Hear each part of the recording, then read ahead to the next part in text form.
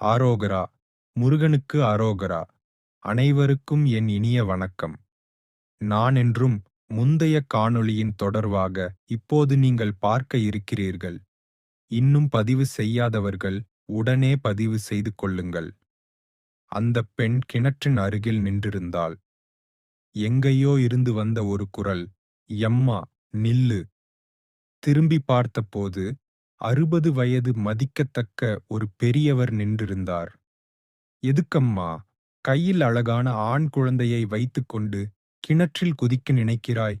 உனக்காக இல்லை என்றாலும் இந்தப் பையனுக்காக வாழம்மா என்று கூறி பேருந்துக்காக 2 ரூபாய் 50 காசு கொடுத்து அந்தப் பெண்ணை பேருந்தில் ஏற்றி அனுப்பினார்.